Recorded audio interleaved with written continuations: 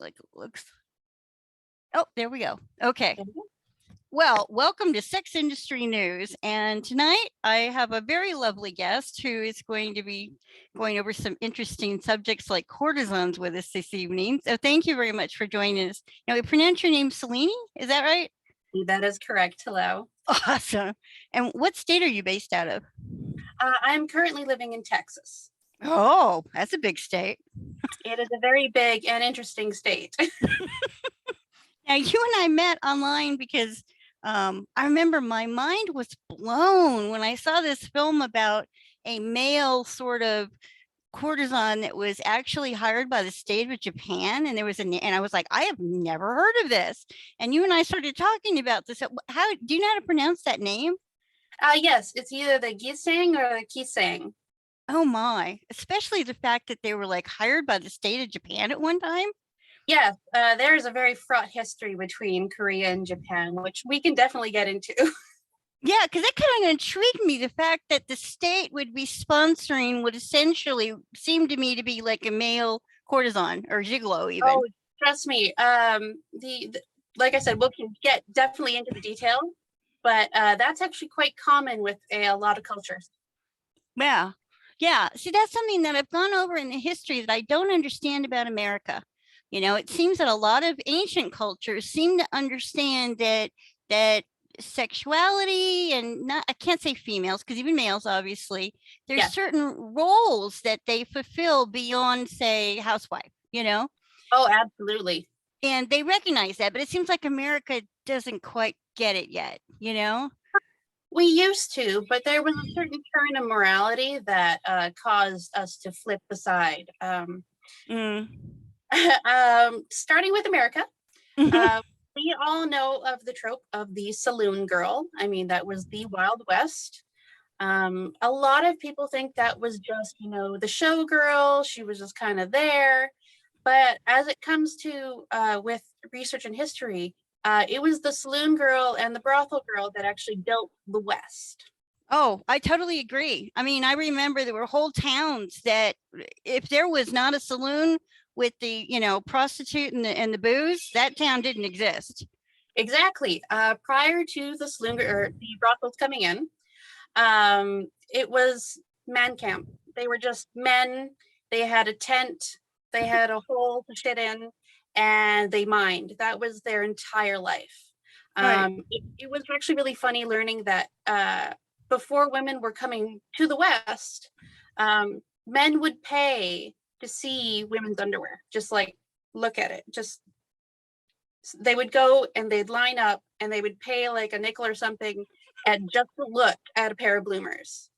Oh God, I laugh because this is why I take a lot of heat for this, but this is why I call this whole realm the sex industry, because prostitution is not just intercourse for money. It is a whole industry, including obviously underwear photographs. Oh yeah, absolutely. So, they were alone. They were very lonely. So what happened is a lot of women who were industrious decided, I think I can make some money doing this.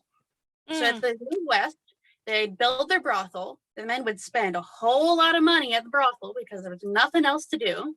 And then they'd go, okay, so we're going to take this money and we're going to build a hospital. And then we're going to build a corner store. And well, while we're at it, here's a church so you can feel guilty in. It was the saloon girl and the brothel girl that really built the West. And so a lot of people don't realize this, mostly because of the kind of whitewashing of history, the cowboys. It was all cowboys and the sheriff and everything like that. Right. And see, there's another thing.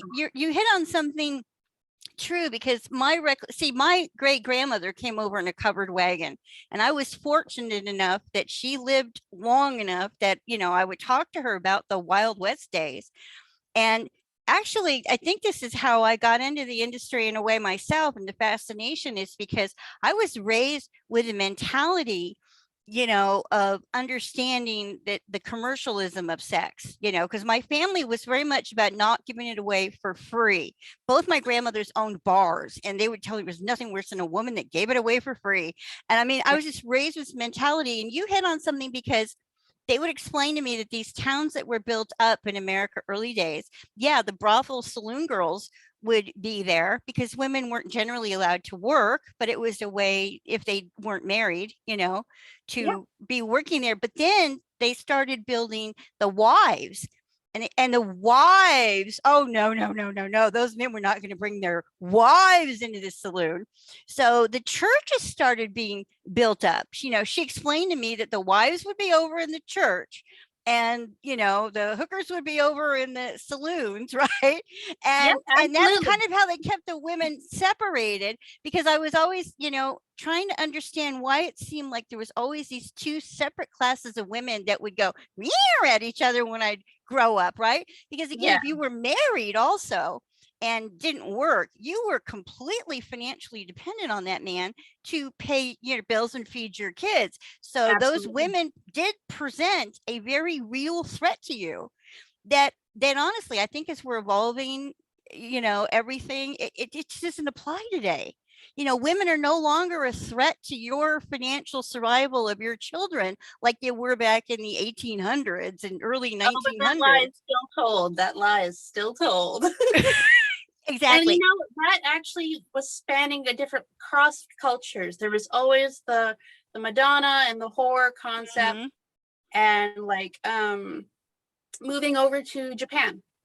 As we were discussing in Courtesans in Japan, there were oiran or tayu. These were the high class courtesans of Edo, Japan. This is about the 17th to 18th century, I think. No, Mhm. 17th to the 20th century. And these women were so expensive, you would have to pay like a month's wage just to see her for one night. And like so many men wanted to do this while their wives were stuck at home. They were arranged marriages, which was quite common in the time.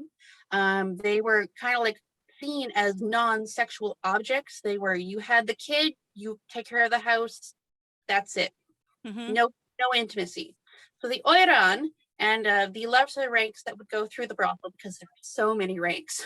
There's so many. True. They would spend all this money, and the women would get really fussy about this, rightfully so, because men were spending a month's salary. Exactly. See, tying this into kind of the subject of the podcast that I'm getting is I want to focus on the business side of this business. And when I was actually in the business and I would be training women, I would explain to them, you need to define what you're going to be in this business. Are you going to be a prostitute where you sell sexual intercourse for money, 10 minutes in and out the door, and that's what you're paid for? Or are you going to be more like a courtesan where you're a companion and someone that they can have an intellectual conversation with and be entertained by? And within that, even there's ranks, right? Exactly. And that I think each provider, I guess we'll call them provider, has to really define what it is they want to do. And I think you and I both agree that on those higher levels, sex itself, that's why I get a little offended about the term prostitute and make distinctions between sex worker and prostitute, because I went like years working without providing sexual intercourse, but in the industry. You see what I'm saying? And I think, that's why I'm saying I kind of wanted to talk. You seem to understand this distinction within. So I'd like it because I see right now, this is what worries me and why I wanted to interview you. And thank you so much for letting me interview you, I'm because so I honored. see so many little girls, especially with the economy right now in the US, just going out there and walking into a club, and they're walking, they don't have the mentors, the madams that they used to have that would pull them over to the side and kind of mentor them. So they're just out there going, and they're kind of lost. So I Yeah. mean, let's talk about the fact that, if you're going to be a professional, it's not necessarily about sex, which is why I wanted to talk with you more about what you know about this whole other level that really is not about sex. Yes. There is a big push nowadays of a lot of sex workers to not only distance themselves from the term prostitute, Mm-hmm. because the definition is to debase yourself for money, and it's not really debasing yourself. You are using your body in a certain way. Right. So that is quite common amongst a lot of sex workers right now, especially with those who are survival sex workers. That is a term contentious term. Mm. Because they don't want to be seen as debasing themselves just to survive. I mean, that's just work. That's work. that's all work is debasing yourself. So they're just. I mean, I can argue that there's housewives, survival housewives. Let's be honest. You know. Yeah, I mean, absolutely. yeah, survival and using your sexuality for survival is it's not really what I would call a professional. Yeah, no. So, yeah, there is so much to the courtesan culture in history that provided men with something they just couldn't get at home. This was because of societal norms. Still in Japan, there was an idea that you weren't supposed to be attracted to your wife and you weren't supposed to really enjoy her company. Really? Yes. Huh.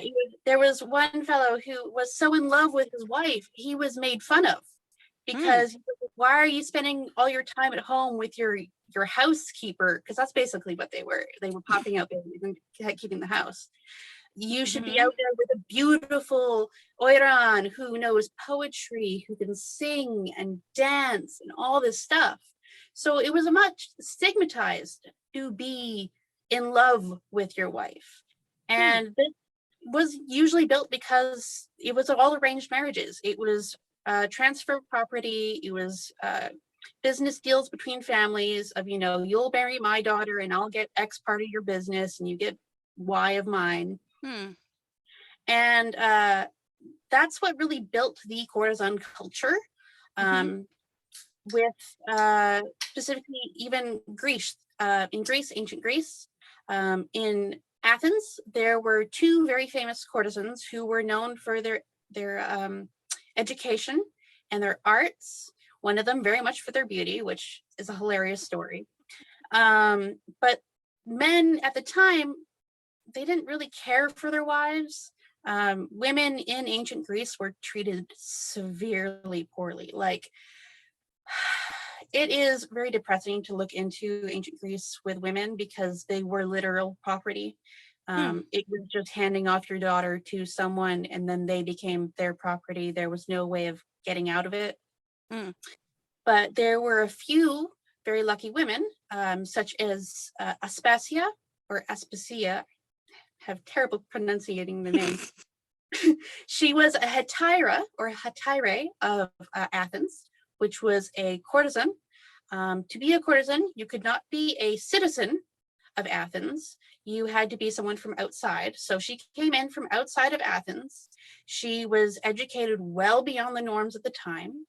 And she became the personal, like, confidant and companion of a man who already had a wife, but he kept Aspasia like for the rest of their lives. They grew old together.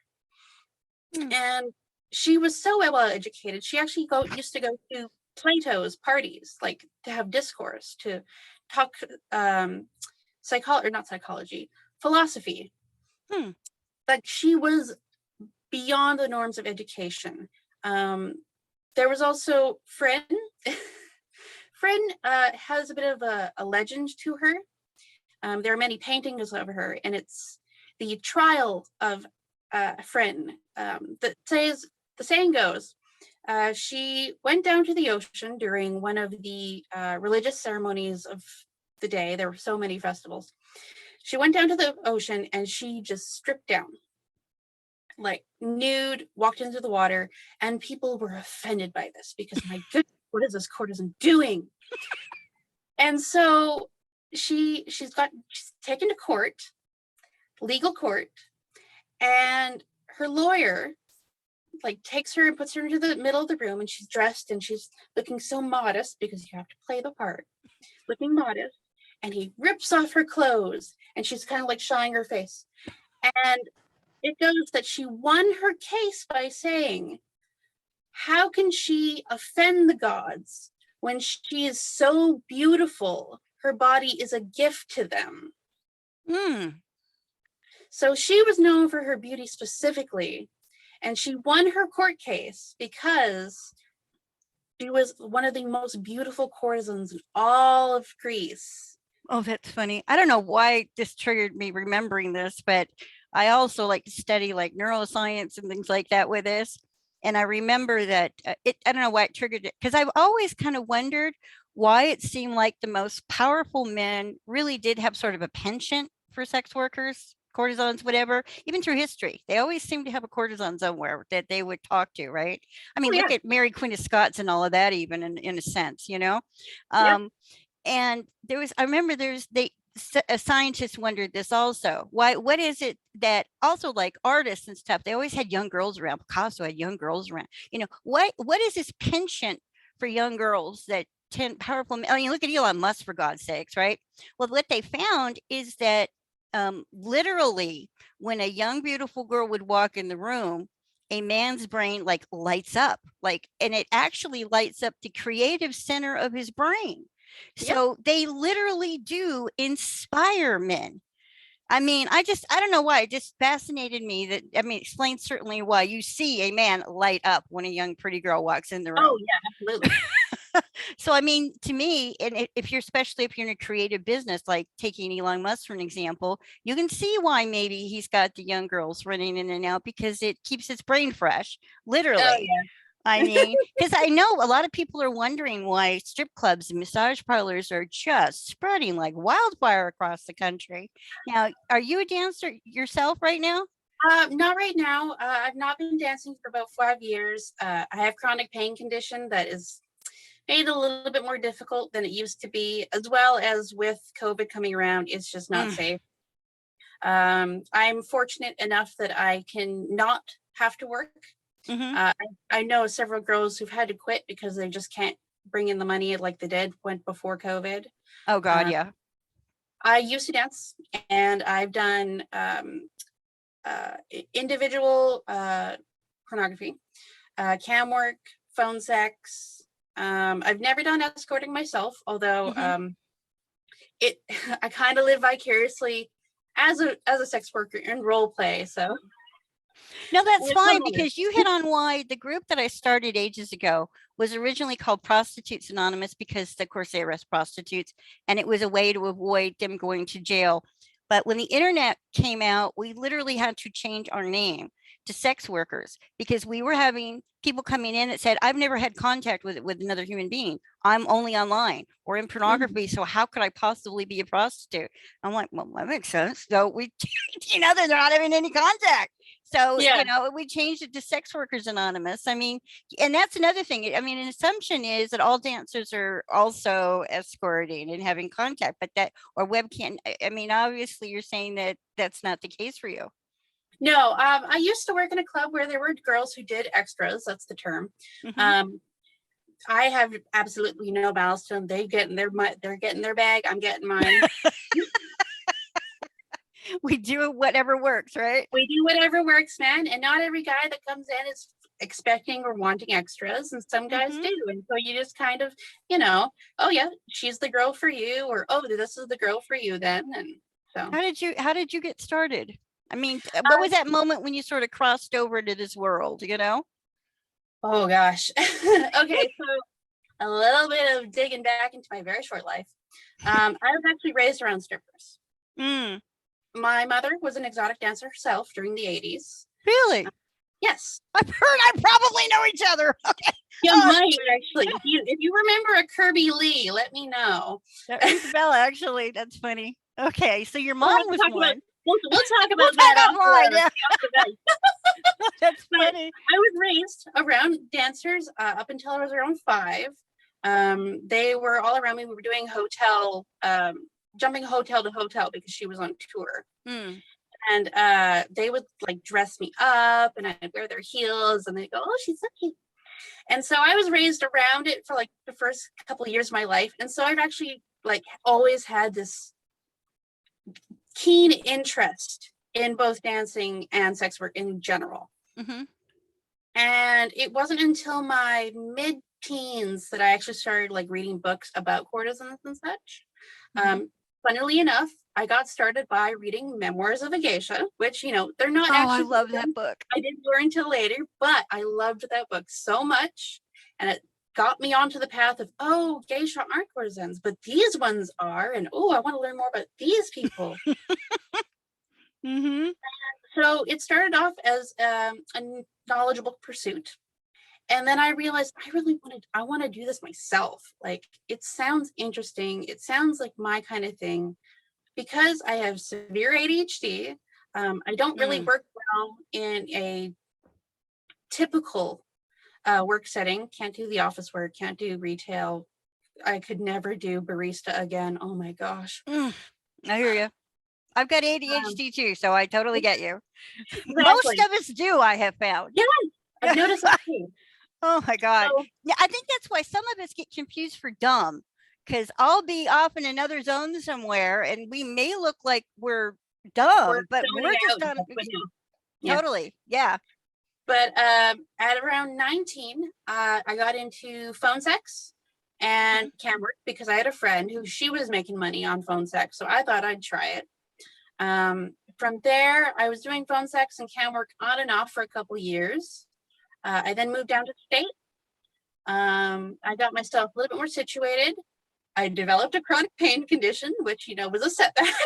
Well, wait, what started first? The in the business or the pain issues? I started having pain before I actually started physically dancing. Okay. So I started to feel better. I got into dancing in 2017. I worked at 3 different clubs that year, and I made good money. Okay. I made pretty damn good money. 2017, yeah, I bet you did. And so I realized, oh, this is actually it works for me. This works great for me. My pain decided to come back. I had to take a break. And then by the time I was ready to stop my break, COVID hit. Which was not great, but I moved on to more online work like OnlyFans, Just for Fans, Fansly. There's a lot. Loyal. I'm not hearing Backpage. Everybody seems to think everybody was on Backpage, but I'm not hearing that out of you. Backpage was mostly for escorts and sex workers. Once they closed down, it made things a lot more difficult for escorts and sex workers. Like, that itself is a whole discussion. Yeah, totally. We can save that for another time because I'm with you on that one.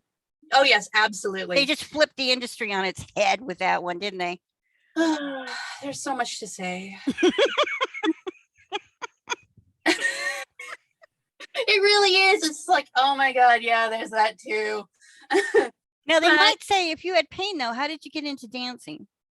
Well, my pain, funnily enough, is all in my legs. So what happened is I kind of waited for it to quell down a bit. I was on some painkillers, not a whole lot. I was getting medical treatment by that time. And with the right medical treatment and the proper diagnosis, I've actually been able to control the pain. So when I was dancing, I was actually doing pretty good. I then had to go for a surgery, again, for the pain. Surgery recovery took a lot longer than I was told, which, again, a whole nother discussion. I get you. I'm disabled myself now, so I totally get you. But while I was out and I couldn't dance, I just kind of like made the most of it. Decided, all right, I'm gonna start taking pictures with my tops out, whatever. Fine, if I can't do it in person, I'll do it online. Makes sense, Exactly. So I've been wanting to get back. I'm planning to get back as soon as it is safer.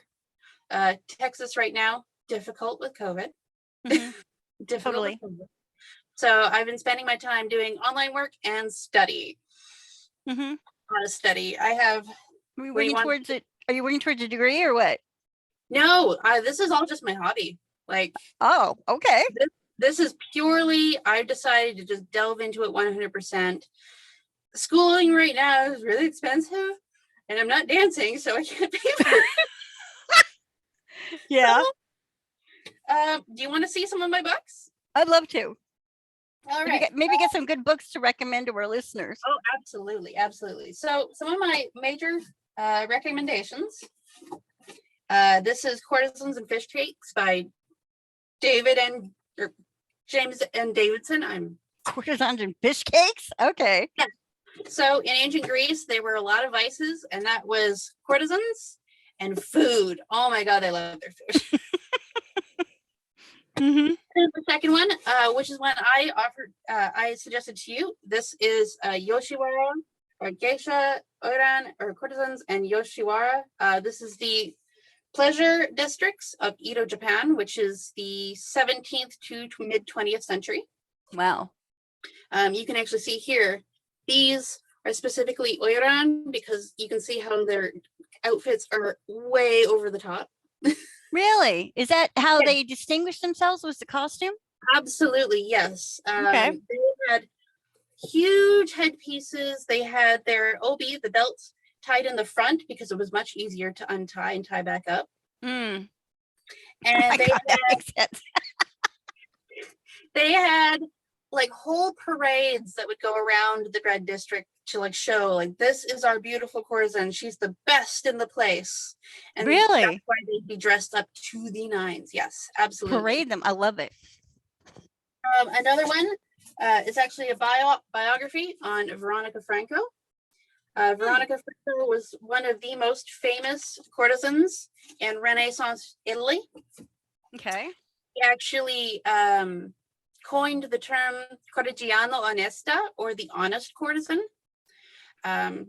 That meant that she was an artist first and then a companion. So people would pay her for her poetry. She would have books published, one of the first female published books in Venice, I believe. Again, a very patriarchal society, disgustingly so. And she made it so that she was writing about women. She was writing about women's rights. She was writing about making her own way and never having to actually rely specifically on one man. Right. So she was beautiful. Now, you hit on something real quick, though, because I see a lot of women who try to separate this subject out from feminism and women's rights. Like somehow they seem hostile toward each other. Now, to me, I feel like if we're looking at a patriarchal society where on the outward, it seems that men have all the power, but these women were able to gain, in some instances, even more power within that structure. Absolutely. That fascinates me. How did they do that? So actually, as a woman, wondering about the different forms of power, I would think this would be of interest to women interested in women's rights and gaining power, et cetera, you know? Well, we have a term for those people. They're called SWERFs. Oh, God. Sex worker, exclusionary, radicalized feminists. So they're Is that what SWERF means? Yep. Yep. Oh, okay. So basically, it just means, oh, they're dirty sex workers. They're influenced by the patriarchy. Bullshit. Absolute bullshit. But my next book, wonderfully titled Sex with Kings. Okay. This is specifically about the mistresses of Europe, mostly France, Bolivia, England. It goes into Madame de Pompadour and Madame de Berry, who were part of a title called, I'm going to mess this up, Maîtresse en titre, which was the head mistress. And she became like the person at court you wanted to please, even above the queen. And so they were kind of like the women who ruled court.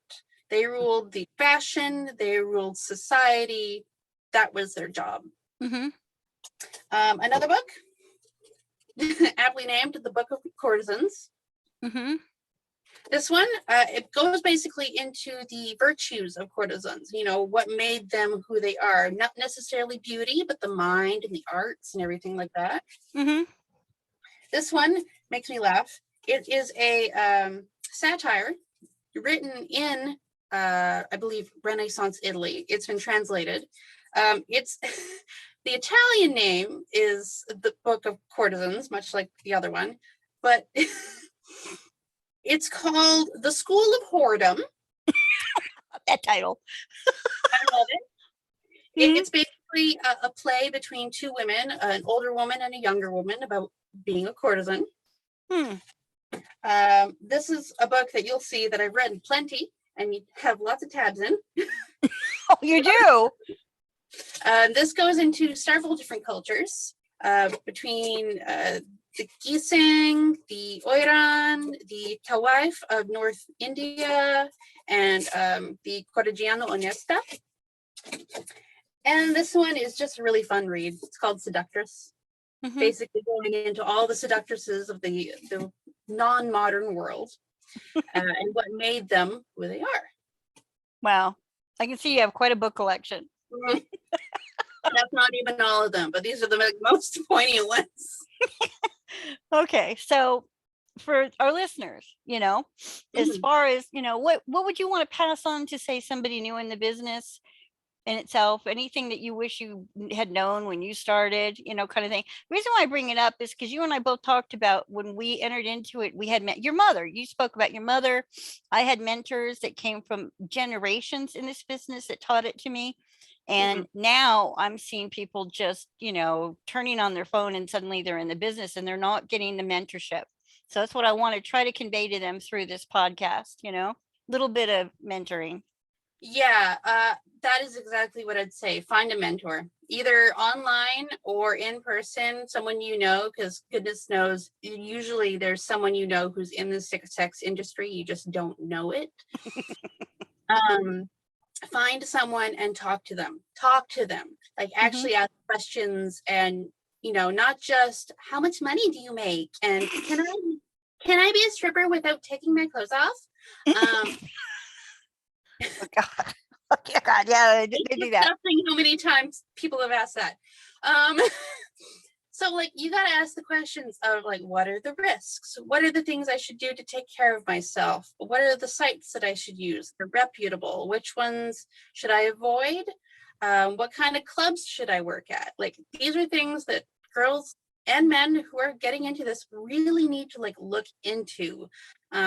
Like you said, a lot of people are just kind of turning on their phones and starting an OnlyFans, which, a lot of them regret because they either jumped in right away at 18, just thought, let's do this. And then it didn't work, or it resulted in something scary, like a stalker.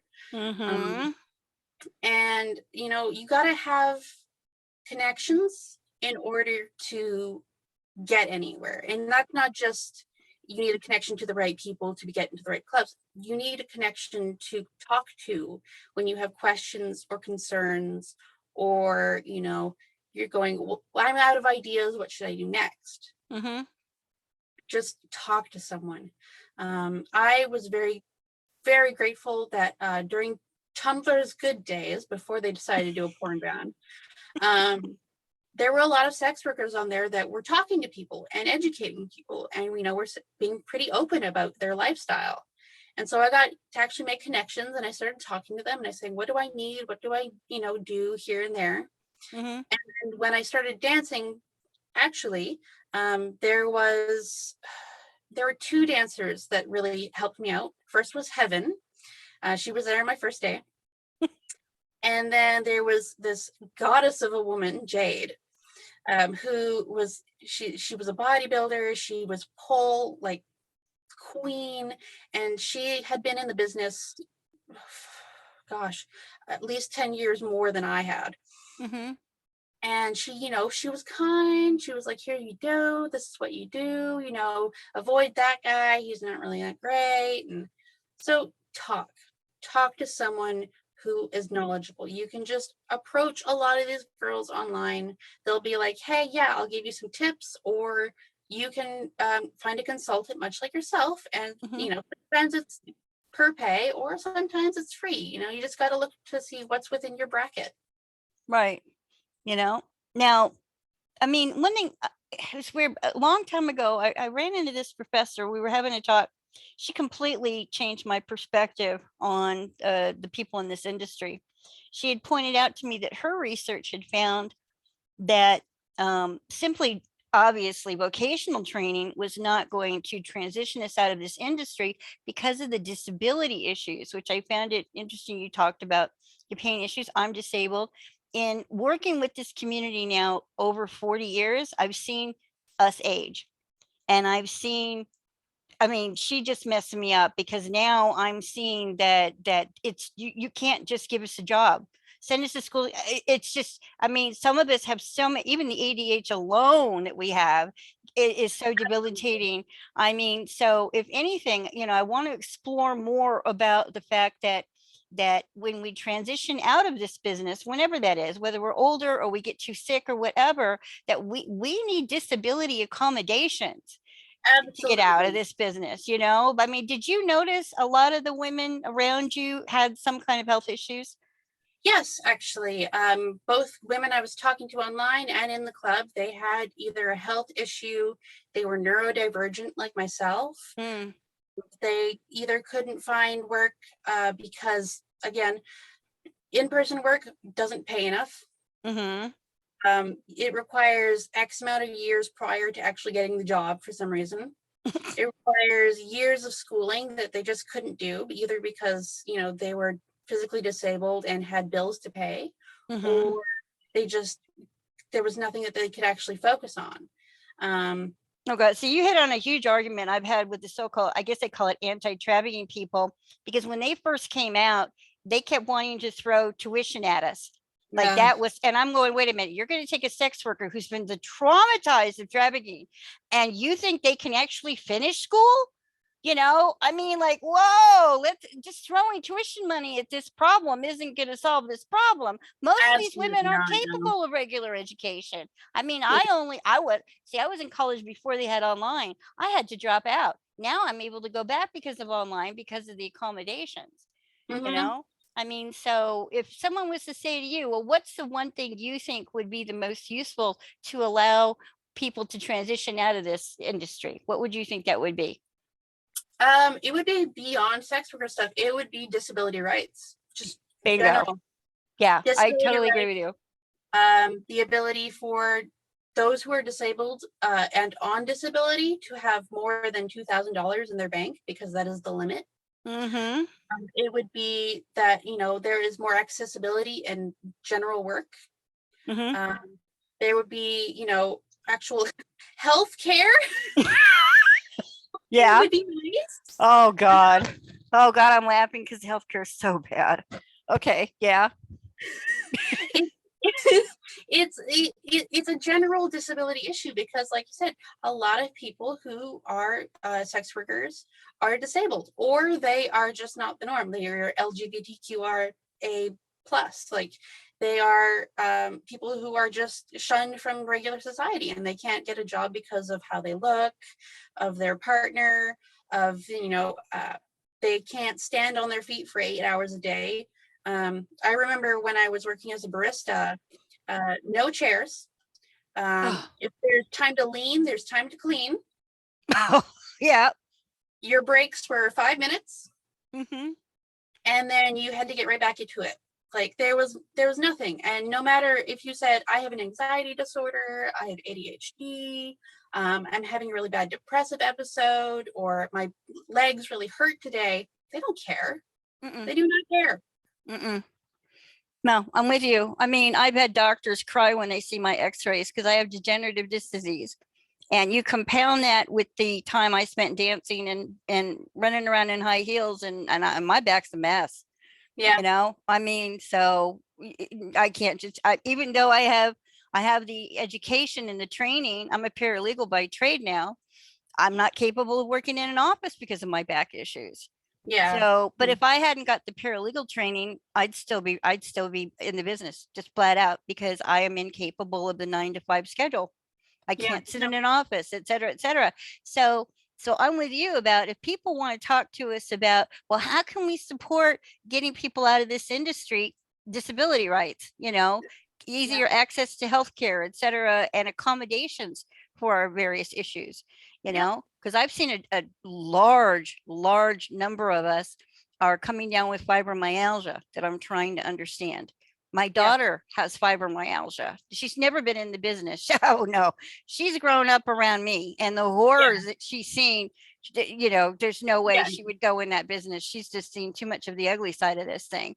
Mm. But at the same time, I do feel that some of the trauma has contributed to her having fibromyalgia that she's witnessed. They call it vicarious trauma. So I think that because of what she's seen in us, it's affected her. Yeah. you know? And I mean, have you ever had any, because, this is one thing is that when I say trauma, or I really never, I don't know about you, but I never had a problem with a client. I never did. I never had a problem with a client. I never had a problem with business.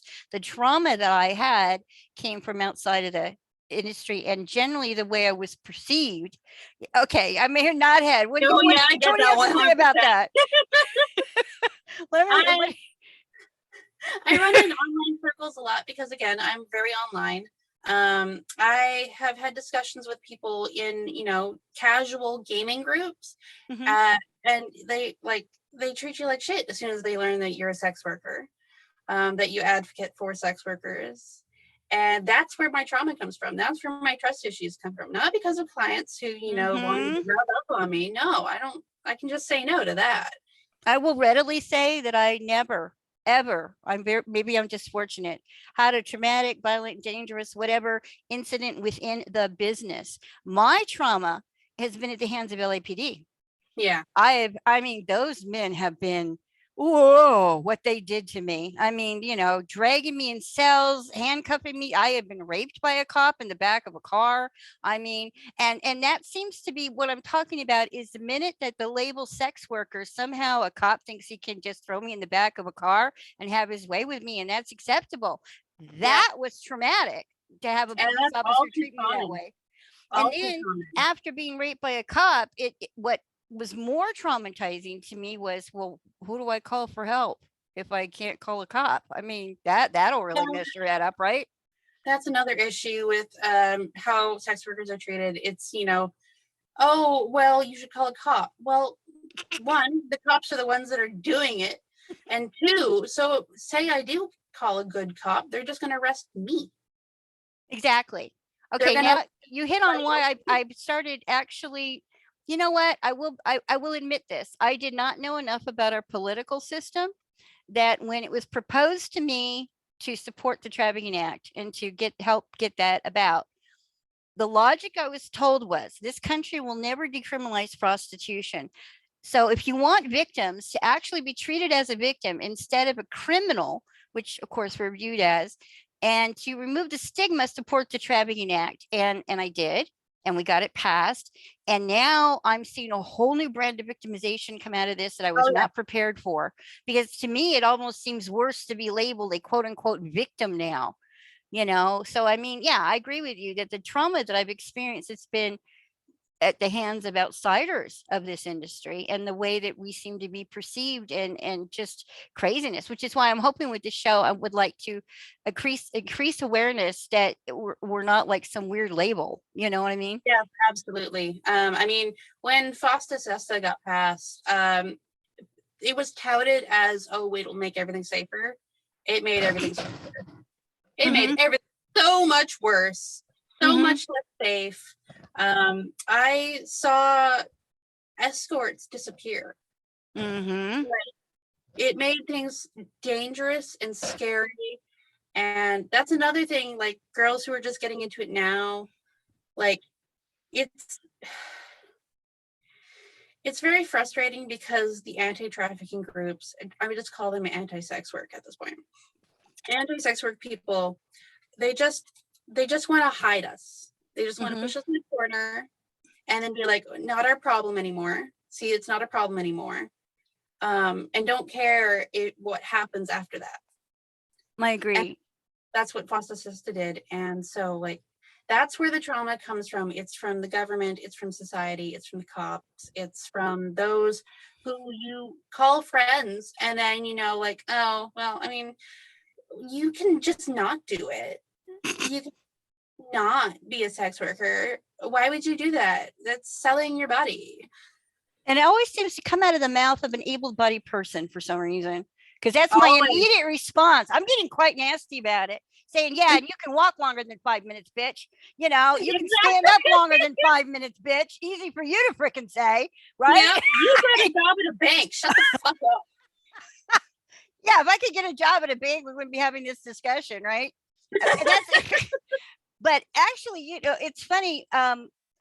God, it's funny that you brought up Sesta Pasta, because I felt like Chicken Little running around going, no, no, when they were, and I'll tell you what, because of my age, you have to realize I entered into this industry before we had the internet.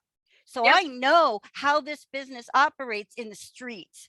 Okay. I know how it operates in the streets. And I know that that's how the different factions of the mob had control over this industry. I remember when the mob had control over pornography, and you did not make a film in the 70s unless you were in bed with the mob, literally. It just did not, it did not happen. And if you happened to make an independent film at that time, something would happen to you. I mean, it just, and you know why something would happen to you? Because they knew where you lived. They knew where your mama lived. They knew where you walked your dog. They knew where you went to school. They knew where you parked your car.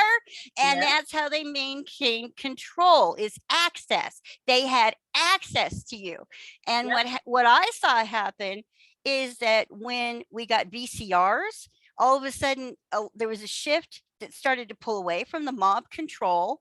And then when the internet came about, the industry flooded online to get away from the mob control. Now, of course, it's cartels and mobs and gangs, and it's way more than the mob. And this is another problem, is actually the mob was quite civilized. To me, in my day, they were intelligent businessmen that you could sit down and have a rational business discussion with. And I never had a problem back in the day getting a woman away from a pimp, because I could make a phone call, have a sit down, and we would have a business discussion and the problem would be solved.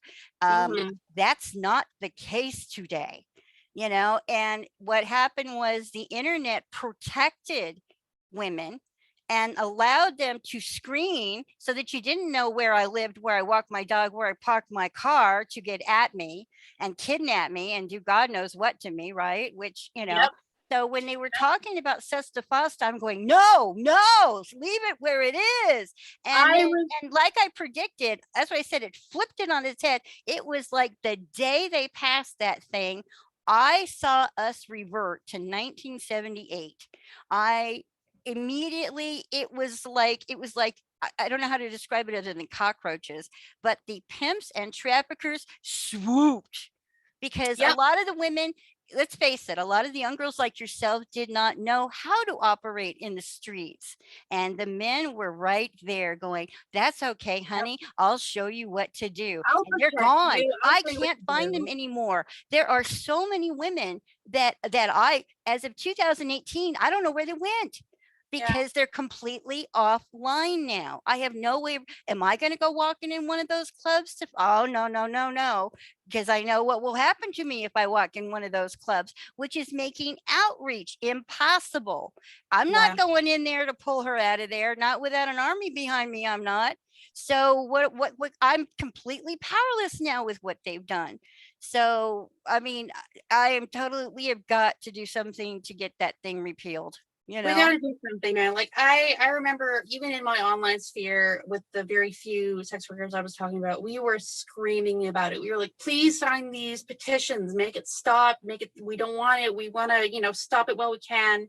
And everyone was like, well, don't worry about it. It's not really going to affect us. And now Backpage is down. So that was gone.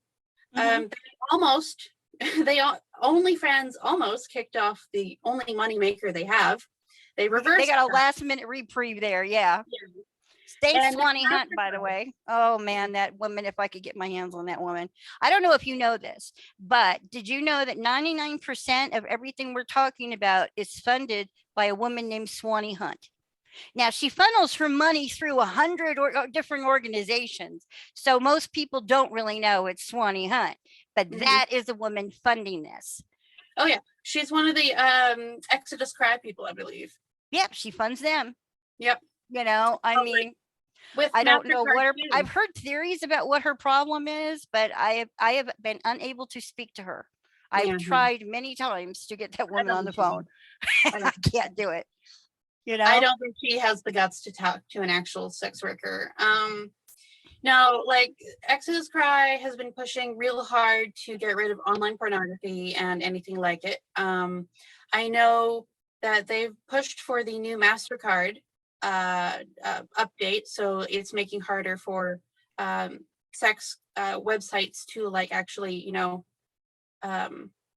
pay their workers, like, OnlyFans and such. That's the reason that they almost kicked us off. Mm-hmm. They're now, aiming for Twitter because they want to get all the porn off Twitter. Lila something, I don't remember her last name, but Lila decided to post the violent assault of a girl on Twitter, full video, to like show that, Twitter was a terrible, debased place that you could just post these things. She's part of Exodus Cry.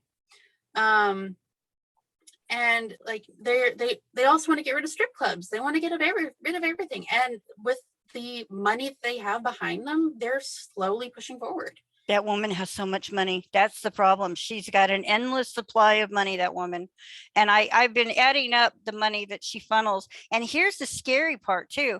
I'm working on right now, because I think it is going to raise awareness of how she operates. Because she not only funds these anti-trafficking, pro-cestus stuff, but she's actually very sneakily funding some of our own groups. And so people think they're on our side, but exactly, she's playing both sides of the fence there. Yeah. That shocked me when I was able to start tracking her money and go, what? She's funding both sides of this thing. That's how a lot of these programs work now these days. They put in psyops and then they try to push for something that's way too far out of the line and then say, oh, see, that's the bad thing.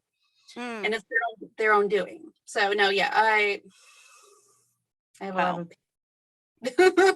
well, one thing I'm trying to do, and I want to thank you for this, is that this is in my experience, is that when we networked in the day before the internet together, and when we worked together, we made great strides. We saw Rhode Island decriminalized. We were rocking and rolling when we organized. And what happened is, when the Swanee Hunt started paying the opposition, it started creating division. And all of a sudden we have people not talking to each other, and they're winning. SESTA getting passed, FOSTA passed, they're winning. And they're winning because we're not organizing like we used to. And that's another reason I say, talk to other sex workers, talk to people. Start organizing and put phone numbers in your book so that your phone getting taken away doesn't lose all your numbers. We need to get organized offline. Is my big thing, because I know online we're being monitored so heavily online. We need to go back to the day of sitting down and having coffee in people's living rooms that's not being monitored. We've got to go back to that, because I'm telling you, when I was meeting women in my house and a pot of coffee, we got shit done. That's why we don't really allow an Alexa or a Google Home into our home, because that's a wiretap you bring in yourself. Oh God, you're as bad as me. I get so much grief for that. I will not let anything smart in my house. My daughter's even worse. She runs around taking batteries off there. Oh my God. There you go. Well, if they know, you know what though? See, I read up on what they did to Monsanto. When they know what you're doing ahead of time, they are prepared for you. So I don't want them knowing what we're doing, which is why we have got to be getting together offline. Exactly. Yeah.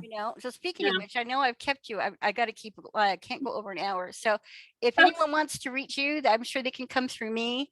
And I tell you why I do that. This is just a little tip for myself. Is I got myself ordained as a minister.